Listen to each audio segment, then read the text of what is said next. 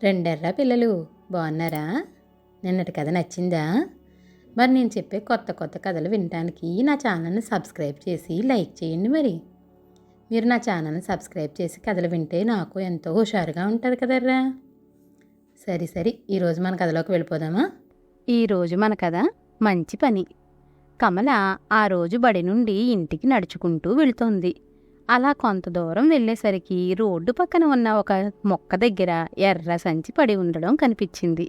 ఇదేమిటబ్బా అనుకుంటూ ఆ సంచి తీసి చూస్తే అందులో ఓ నోట్ల కట్ట, 2 గాజులు కనిపించాయి. కమల ఆశ్చర్యపోయింది. గబగబా ఇంటికి వెళ్ళి ఆ సంచి కమల తన నాన్న సుధాకరానికి ఇచ్చింది. సుధాకరం డబ్బు లెక్క పెడితే 10,000 రూపాయలు ఉన్నాయి. ఆ 2 గాజులు బంగారు గాజులు. పాపం ఎవరో సంచి తీసుకుని వెళుతుంటే పడిపోయి ఉండవచ్చు. అంత డబ్బు బంగారం సంపాదించాలంటే ఎంతో కష్టపడాలి కదా. ఆ డబ్బు బంగారం పోగొట్టుకున్న వ్యక్తి ఎంత బాధపడుతున్నాడో కదా అన్నాడు సుధాకరం. ఏది ఏమైనా ఆ సంచి పోగొట్టుకున్న వ్యక్తికి చేరిస్తే ఆ వ్యక్తి ఎంతో సంతోషిస్తాడు. అదీగాక దేనికోసం అంత డబ్బు బంగారం తీసుకువెళుతున్నాడో ఆ పని కూడా నెరవేరుతుంది అని మంచిగా ఆలోచించాడు సుధాకరం. పోలీస్ స్టేషన్లో సంచి ఇస్తే ఆ వ్యక్తికి అది ఎప్పటికి చేరుతుందో తనే ఏదో ఒక విధంగా ఆ వ్యక్తిని వెతికి పట్టుకుని సంచి ఇవ్వాలని నిశ్చయించుకున్నాడు. సంచిలోని డబ్బును, గాజుల్ని టేబుల్ మీద పెట్టి సంచి అంతా బాగా వెతికాడు. దానిలో రాజేశ్వరి తాలిబొట్టు అని రాసి ఉన్న కాగితం దొరికింది. పెళ్లికి పెట్టుకున్న డబ్బు గాజులుగా సుధాకరం అర్థం చేసుకున్నాడు. కాని వాళ్ళు ఎక్కడివారో చిరునామా తెలియలేదు. ఆ రోజు రాత్రి ఆ సంచి విషయం ఆలోచిస్తూ పడుకున్నాడు సుధాకరం.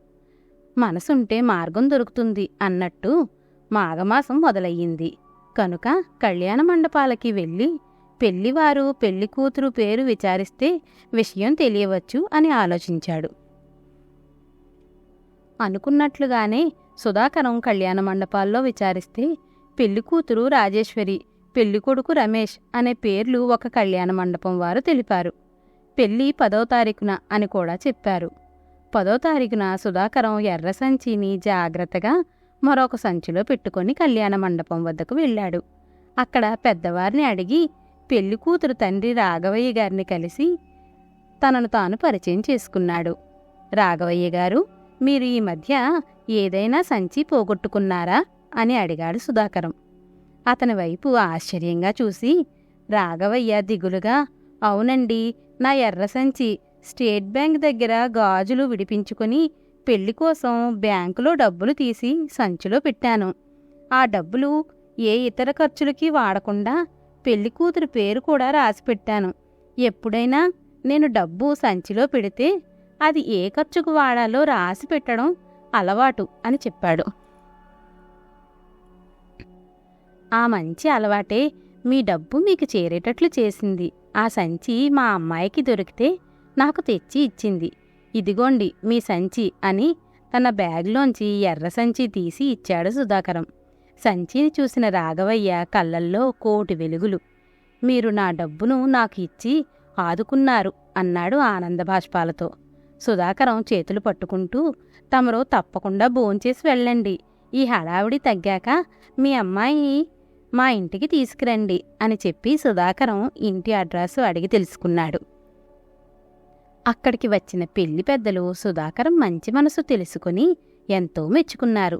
తల్లిదండ్రులు ఇలా మంచి ఆలోచనలతో ఉంటే పిల్లలకు కూడా మంచి బుద్ధులు అలవడతాయి అని అందరూ అనుకుంటున్నారు. వారం రోజుల తరువాత రాఘవయ్య ఒక మంచి బహుమతిని తీసుకుని సుధాకరం ఇంటికి వచ్చాడు. సుధాకరం వాళ్ళు చాలా ఆప్యాయంగా స్వాగతించి మర్యాదలు చేశారు.